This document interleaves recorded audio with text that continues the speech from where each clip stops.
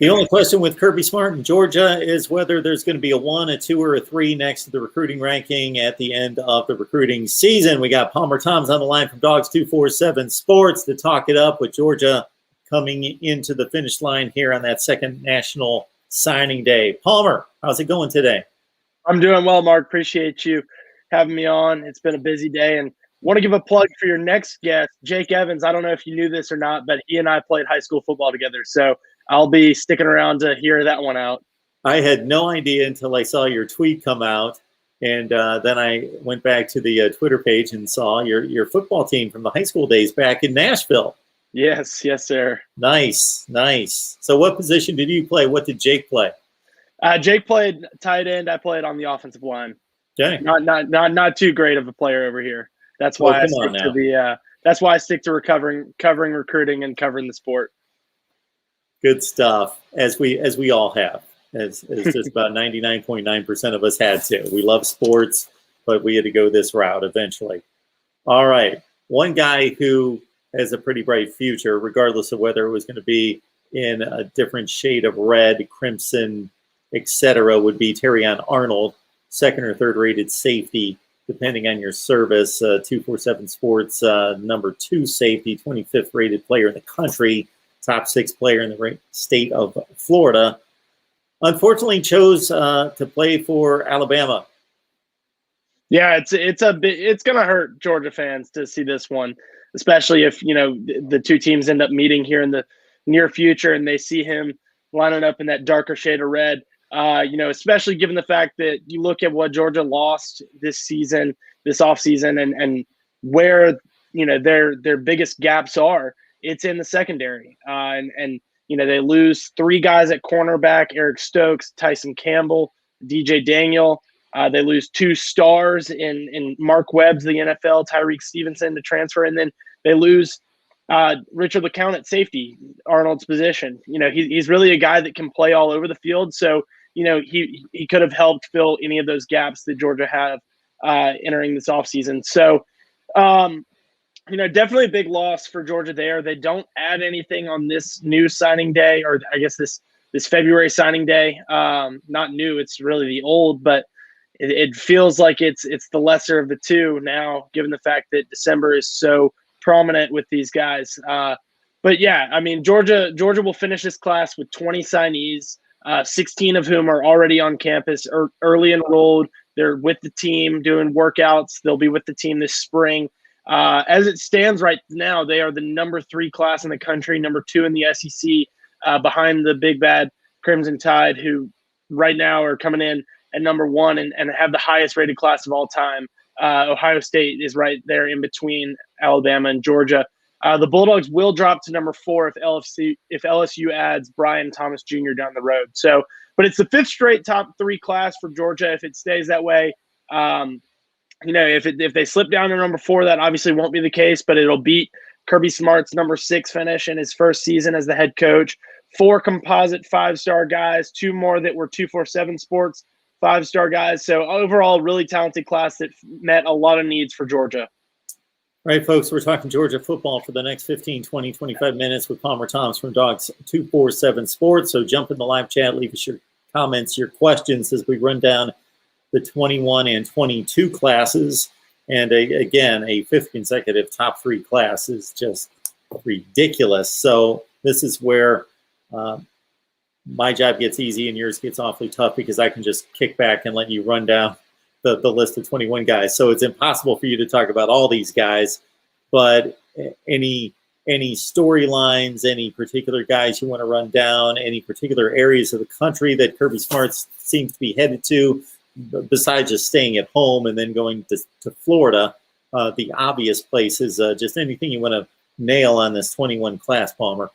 Yeah, I will go back to him sticking at home. And that's kind of the theme of this whole recruiting cycle, is the fact that these guys weren't able to get out on the road. They had to stay at home, and they were recruiting from their offices, doing things virtually. And that really helps Georgia in the fact that they brought in 6 of the top 10 players, would be 7 of the top 10 had Jake Garcia not transferred into the state of Georgia from California. But 6 of the top 10, 7 of the top 10, 7 of the top 11, however you want to put it. That's certainly a great haul for Kirby Smart in the Peach State. Leading that group is Amarius Mims. He's a 5-star offensive tackle, number 7 player overall in the country. He's got a good chance to come in and play early on. You look back at last year's recruiting class, another 5-star, Broderick Jones. Those two guys are probably going to be competing for playing time this year at left tackle. You're either going to have a true freshman there in Mims or a redshirt freshman in Jones. They'll be protecting potentially down the road, potentially protecting Brock Vandegrift, Georgia's number 2 highest ranked signee, also from the Peach State, right in Georgia's backyard of Bogart. The number 2 ranked quarterback in the country, number 16 overall. He's the guy that Georgia fans are really, really excited about. And I think that's a factor of having seen him play his high school football. He's a local guy. He's Georgia fan. He's excited to be here. He was, had a really great senior season, led his team to the state championship. They finished with just 1 loss on the year. And that's a guy that we'll talk about later down the road. But Gunnar Stockton was on the other end of that loss. So, it's just a really exciting class for Georgia. And like I said, they fill several of the needs that they had. They lose guys in the secondary. They bring 4 in. They get a quarterback. They get a running back. They get 2 wide receivers, tight end, 4 offensive linemen, 3 defensive linemen, 4 linebackers. They lose some guys at outside linebacker. They lose 1 at inside linebacker. They bring those 4 guys in to fill those spots. So, overall, like I said, this is a class that's going to fill a lot of needs for Georgia, and it's a talented group of guys that will be seeing the field sooner or later. So, Mr. HD, you may want to check your facts. Go back to Mark Richt's time there at Georgia. You will see that he significantly upgraded the program from post Vince Dooley to a lot of 7-5 type teams to what he was able to accomplish. But Kirby Smart has upgraded it since then. There's no question about that. Look at the recruiting rankings and then throw out the one transition year, Kirby Smart's first year there in 2016, and look at 17, 18, 19, and 20 versus Mark Richt. And yeah, is it comparable? To a certain extent, but there's no question Kirby Smart has upgraded. All right, 2022, Palmer. Gunnar Stockton. Yeah. People are excited about him coming into the fold as a 5-star quarterback, obviously. No, and that's completely understandable. Like I said, Brock Vandegrift and his Princeton Avenue team lost 1 game this season, and it was to the hands of Gunnar Stockton in Raven County. That game was nationally televised on ESPN. Those 2 quarterbacks went head-to-head, and it was an exciting matchup. Gunnar was committed to South Carolina at the time, ends up decommitting after the new year after Will Muschamp was fired. And actually today, Muschamp was announced that he's now on staff here at Georgia in an off-field position. So that's some news that came out of the Georgia signing day press conference. But Stockton, ends up decommitting from South Carolina. He had a great relationship there with offensive coordinator Mike Bobo, who was formerly at Georgia. Bobo ends up going to Auburn, and there's a lot of hype around Stockton to Auburn. He ends up committing to Georgia last Thursday. I guess the narrative that you hear with Georgia fans right now is there's 2 sides of this. There's either 1, you're bringing in tons and tons of talent, and you're really happy about that, or 2, you're bringing in back-to-back 5-star quarterbacks, and people are very concerned that it's going to be another Jake Fromm and Justin Fields situation. And to the latter, I would say you're probably not looking at that same situation, because assuming that JT Daniels stays healthy this year, he's going to be Georgia's starting quarterback. Brock Vandegrift will not have a full season of starting experience under his belt, assuming that Daniels stays healthy. And therefore, after Daniels leaves, you'll be looking at Vandegrift and Stockton as 2 guys that would be going into their first year as a starter. That wasn't the case with Fields and Fromm, as Fields came in with Fromm having a year advantage on him. I think regardless of how you look at it, and I know there's plenty of people that think you shouldn't bring in 5-star quarterbacks back to back. You should stagger them. You should put a class in between. That's kind of been Dabo Swinney's model over at Clemson, and it's worked out for them. You look at Gunnar Stockton, and he's a guy that wants to be at Georgia. He's competitive. He knows that Brock Vandegrift is there. Brock has signed. Brock is already on campus, and that wasn't a deterrent at all. Gunnar still commits to Georgia. He's competed with Brock head to head on the field, and I think he would be the first to tell you that he's probably excited to come in here and compete with him in Athens. You know, you look at his high school stats; he's averaging over 3,000 yards passing, over 1,000 yards rushing, over 60 total touchdowns a season, and that's in 3 years of high school starting experience. He was the Max Preps Freshman of the Year 3 years ago. He's put up huge numbers these past 2 seasons, and I'm really excited to see what he can do in this senior year. With some hype around him as the number 1 dual threat quarterback in the country. I just think when you can take a 5-star quarterback, you take him. You don't say, we're going to pass this year and we'll wait till next year. Well, next year may not come because next year there's only a couple of these guys. There's only about 45 stars, period, all positions put together. So there's a couple quarterbacks that are at that level. And if you're going to intentionally pass on one of those guys just because you don't want 2 in the same quarterback room or 2 back-to-back classes, and then you're going to wait for the next year, well, the next year you may not get one of the 5-star quarterbacks. So my theory is a pretty simple one. You stack talent and you let it compete, or if somebody chooses based on the excellence of one of them, and hey, one of them excels, takes the starting job, is one of the best quarterbacks in the country, and then one of them takes off, you still have one of the best quarterbacks in the country. As opposed to you get one of those guys, and maybe he's a bust or he gets injured, and you don't have a 5-star quarterback. Exactly, and when Gunnar Stockton is a kid that's probably an hour and a half down the road from Athens. He grew up a Georgia fan. This is a kid that you can't let get out of your backyard, especially when you look at the teams that were recruiting him so heavily. He was committed to South Carolina. He's being recruited heavily by Auburn and Mike Bobo. Those are 2 teams that Georgia plays year in and year out, 2 of Georgia's biggest rivals. And if you let him slip and say Brock Vandagriff isn't what Georgia fans expect him to be, and Gunnar is, well, then Gunnar's doing that, damage to you on a year in and year out basis. Absolutely. Got Palmer Toms on the line from Dogs 247 Sports, so you know the brand at 247 Sports. So that's all you need to know. You head on over there to check out Palmer and the rest of the staff and what they provide covering Georgia football. Again, it's dogs247.com. And Palmer joins us on a regular basis to break down the Dogs' number 3 recruiting class. That should sound familiar. That's 5 straight. If it holds, which it basically should, or whether it's 3rd or 4th, what's it matter? Georgia's bringing in another haul of talent. All right. Our guy, Rob Farba, has been doing this all afternoon in regards to setting us up with non-conference games for whomever the team is we're talking about. And so for Georgia, it's the much ballyhooed matchup with Clemson coming up in game 1 of 2021. There's a game against Oregon coming up here in 22. I wasn't aware of that. Clemson again, a few more seasons, Oklahoma, UCLA, Texas, Florida State, and then way down the road, Ohio State about 10 years from now, if that game stays in place. So there's no question Georgia's going for the very top rung and trying to bring in those top games in addition to their annual rivalry game with Georgia Tech from the ACC. So I got to think Dogs fans are already amped up about a date with Clemson. Absolutely. I think that if you look at college football this offseason, that is the talk of the town. And especially here in Athens and just down the road in Clemson, these are 2 teams that are probably going to be top 5 teams in the country. You look at the 2 units that they're probably most excited about. Georgia, obviously, with the offense and the return of JT Daniels, return of Zamir White, James Cook at the running back position. You bring back Jamari Salyer on the offensive line. Justin Schaefer decides to return using that extra year of eligibility that the NCAA is allowing due to COVID.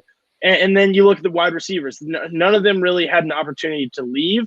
But, you look at what you bring back, and it's George Pickens. It's Jermaine Burton. You're adding a healthy Dominic Blaylock back into the situation after he was very successful his freshman year and unfortunately suffered an injury late in that season, re-injured his ACL in preseason camp this past year. You look at the guys in that room, and there's tons and tons of talent.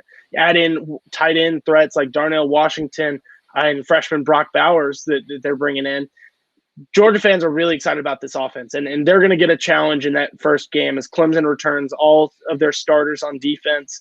It's a unit that last time fans saw them, they didn't have their best showing against Ohio State, to say the least. But, it's a unit that Brent Venables, he knows what he's doing. He's going to have those guys ready to play, especially with all the time that you have to prepare for a season opener. That is certainly going to be an exciting game in Charlotte. Yeah, there seems to be some kind of connection between Clemson and Georgia, and it goes with ACC, SEC, it goes with proximity. So those campuses are what? What would be your guess? About 3 hours apart? Yeah, I think it's probably a little bit closer than that even. I'll look that up right here. Clemson to Athens is an hour and a half. It's 72 miles away. Wow. I did not realize that. Yeah, and I think that there's fans that live right in the middle there, right? Because Clemson is on that South Carolina border, South Carolina-Georgia border. I think that there's plenty of Clemson fans that live on the Georgia side and Georgia fans that live on the South Carolina side. I think that there's tons of overlap between those two fan bases in this area, and I think that, like I said, there's plenty of excitement for a game that's taken place in Charlotte that is 3 hours away from Athens. See, if you don't live in that part of the country, so I'm taking myself where I've been there, I've been to games in the SEC and so forth and so on, but it's been a long time. If you're not there, you just watch the games on TV or it's just a place on a map. But to think that Clemson's been as dominant as they have been in the ACC and nationally over the last 6 or 7 years, and they're an hour plus away from a major SEC power, I can understand some of the, I don't know, I guess I'm better understanding some of the angst, some of the trash talk that I see in the live chat from time to time about making fun of Clemson being in the ACC when, they're in a sense playing in SEC territory. I know it's ACC territory as well, but they're playing in the state of South Carolina. They're only a little over an hour away from the University of Georgia, and playing at the level that they are and beating up on the ACC. I can see where there would be some contention going back and forth there. Well, and especially when you look at these two teams, they've got 64 total meetings between the two of them. First met in 1897, last met in 2014. They had some great games that kicked off the season in 2014 and 2013 there. It's definitely a traditional rivalry, and I think Georgia fans and Clemson fans alike are excited to see the rivalry renewed. Like we were pointing to earlier, they've got several matchups down the line. They're meeting in Charlotte. They'll also meet in Atlanta for the Chick-fil-A kickoff game a couple years down the road. And then I believe they also have a pair of home and home games. So that's 6 meetings between Georgia and Clemson in the next couple of seasons. Do Georgia fans, by and large, feel like Florida just borrowed that division for a year? They had the right offense. They had the right quarterback. They got the game put together while Georgia was struggling at quarterback, and that turned out to be the decision.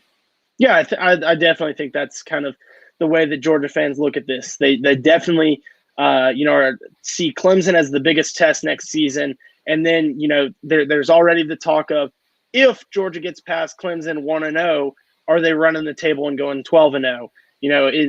I think that there's a lot of overlooking Florida, given the fact that, Georgia has kind of dominated the Gators over the last couple of seasons, with the exception of this past year. And I think a lot of Georgia fans are writing that off too. Well, they had the quarterback, they had the passing game. Georgia's defense was really banged up in that game. It was the first time that the Bulldogs were playing without Richard LeCount, without Jordan Davis. They obviously had the quarterback struggles, and if you look at the way that the two teams finished the season, I think Georgia fans, and maybe even college football fans in general would say that Georgia finished stronger with JT Daniels. And, if those two teams met with JT Daniels as the quarterback rather than Stetson Bennett and Dwan Mathis, it may be a different story. And you may see Georgia playing in Atlanta against the Crimson Tide. So, obviously, Georgia fans are not going to be happy with the way that this season went against Florida. But I think that there's definitely still some excitement and optimism around where the program stands, and especially comparing it to Florida. Yeah, Florida is a quality program. Obviously, Dan Mullen knows what he's doing, but they're still recruiting at a different level than Georgia. They're still not at that. And there is, I think, and you as a recruiting guy, a guy that works at a place in particular that is all about recruiting, can you speak to, there are levels to this, as they say. Ohio State, Georgia, Alabama are recruiting at a certain level. LSU jumps in there from time to time. Clemson jumps in there from time to time, but basically that's it. And then Florida's doing a nice job of bringing in top 8 classes, 10 classes, 12 classes in that Michigan, Notre Dame area, but that's showing on the field that that's not getting you there. That's producing 10-3 records, 11-2 records, which is good, but it's not going to compete for a national championship. And despite Georgia's recent disappointments, they did come within that close of winning a national championship 4 years ago, and they did come that close to, again, the next year against the consensus number 1, having a 2-touchdown lead in the fourth quarter against Alabama, and nobody else is doing that. Yeah, and I think you look at Georgia, they are certainly competing for national championships, whether they're actually in that game or in the talk and in the hunt, to be in the college football playoff. I think, each of the last couple seasons with this year, aside, Georgia has been in the talk. They back in 2017, they were in the playoffs. They lost the national championship game by that much, like you said. 2018, 2019, Georgia was in a win and get in situation in that SEC championship game. Whereas Florida has had some difficulties and hasn't been in those kind of situations. Even this past year, there was still the talk of, well, if Florida won that SEC championship, are they in the playoffs? I think that they probably would have been, given the fact that they beat a very, very good. They would have beaten a very, very good Alabama team, but they weren't 100% in. You bring up the recruiting rankings. I pulled it up here. Florida is going to finish 13th this cycle. They were, after 2 classes in a row that they were in the top 10, finished 9th and 9th in 2020 and 2019. Whereas like we were talking about with Georgia, they finished 1 and 2 those 2 years respectively. I know other ranking sites had Georgia finishing number 1 in 2019 when 247 had them finishing 2nd. And it was across the board in 2020, as well as in 2018, that Georgia was the number 1 ranked recruiting class. So I think, like you said, Georgia has kind of been in that upper tier of recruiting, programs. They've just got to finish on the field. And I will say one thing that Florida has done better than Georgia is go out and get those big name transfers. You look at, they brought in Brenton Cox from Georgia. He was a 5-star. They've got a couple of 5-star guys this year as well. Georgia's going to have to do that this season. It's an area where they haven't necessarily had that need to go out and get a 5-star talent in the transfer portal. They need that this year. They need to go out and get 1 or 2 defensive backs, especially corners that can, play on the outside. They've got some young guys, very talented young guys. Keely Ringo is someone that comes to mind. He was the number 1 cornerback in the country in this past recruiting class in 2020. He's a guy that didn't get to play this past season. He tore his labrum in high school, had surgery on that, and wasn't able to play, but was dressing out, going through warm-ups at the end of the season. So he was able to go through some practice, get some reps there. He's a guy that's going to have to step up. But, Georgia certainly is going to be looking at the transfer portal and hoping that they can hit on some guys like Florida has in the last couple of seasons. Yeah, not to make excuses for Georgia. One of these games was under Mark Richt and the other 2 against with Kirby Smart. But, when you guys finally slay the dragon and beat Alabama, boy, I can't imagine the partying in Athens that particular night. But 2012, 17, 18, you're talking about a team that couldn't get to a national championship game in two of those three situations just because they were knocking heads with Alabama in the SEC title game. But if you just looked at the talent on the field and the results of the game and how close, excruciatingly close those games were, you knew that you were watching the second best team in the country. Maybe the first best, maybe the best team in the country. They just didn't have the breaks or didn't make the right calls from a coaching standpoint to get it done. And if you go look at the team talent composite from this past season, Georgia was number one there ahead of Alabama. So, from a talent perspective, Georgia is there. They just need to play on the field with Alabama. And you bring up that, dream of, what Athens may look like after, a win over Alabama. My only concern there would be, you look at that 2017 season and the fact that they got them in the national championship game, that would have been, fantastic for Georgia because they wouldn't have had to turn around and go play another game. In all likelihood, you're not going to see that again. You may, but in all likelihood, you're going to see these two teams matching up in the SEC championship game. And so my concern for Georgia would be once you get over that mountain, you've still got two more games that you got to climb and grind out a win there in the playoffs. The hay isn't in the barn once you beat Alabama in the SEC championship game. They're going to have to beat them and maybe beat Alabama again in the playoffs, but they're definitely going to have to beat two talented teams in the playoffs if they want to win that national championship.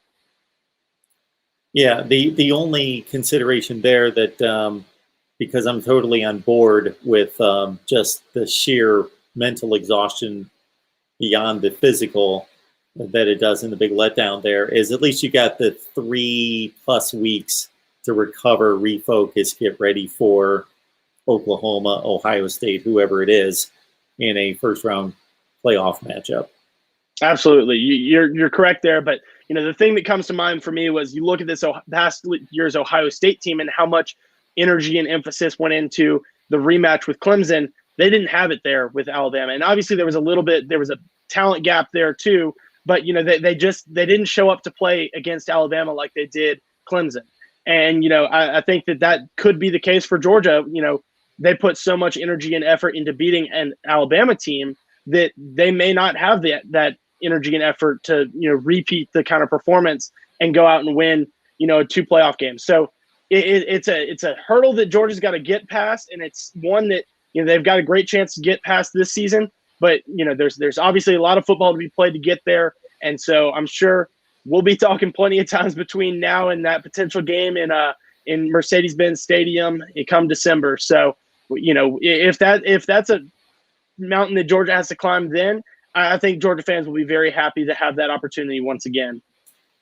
And if between Alabama, Clemson, and Georgia, they all meet expectations in their other games, so they're basically undefeated in all the other games, Georgia playing Clemson, I think, is a positive. I don't think it's going to be a negative. I don't think the playoff selection committee is going to, if Georgia goes out there and goes 11-1 and they lose to Clemson by a field goal in a great game, that's going to be like a non-loss. It's going to be viewed by the committee as, okay, Clemson's undefeated or they're 11-1 as well. They're all 1-2-3 or 1-2-4 or whatever they are within the top 4 or 5 in the country. And it's just going to be treated as such, unless it's a butt kicking, then it's going to be viewed completely different and hurt them down the road. But as long as they stay close, I know they don't want to hear that about any kind of, I'm not considering that a moral victory, but it just in regards to it playing toward the college football playoff, I think it's all a positive for Clemson and Georgia. No, you're right. Things could absolutely get very interesting for, let's say, Georgia, if they were to lose a very close game with Clemson in that opener, and then, go up against a 12-0 Alabama team in the SEC championship game. Do both those teams get in? If does a 2-loss team get in that scenario? It would be, probably the best argument for a 2-loss team, in the playoff era. So, but like we said, there's plenty of football to happen between now and then, and I'm looking forward to breaking it down with you throughout the season.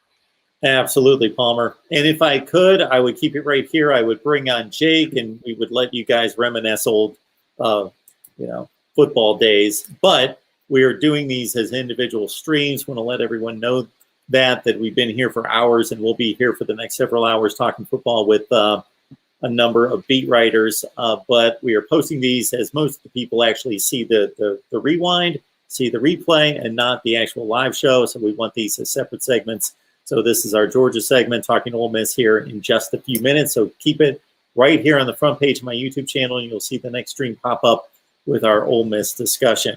Palmer, it's always a good time. Always appreciate you stopping by. Thanks. Jake sent me a text that he stayed on and watched us, so I'm going to do the same. Nice. Love it. All right, Thanks, Mark. Palmer. See ya.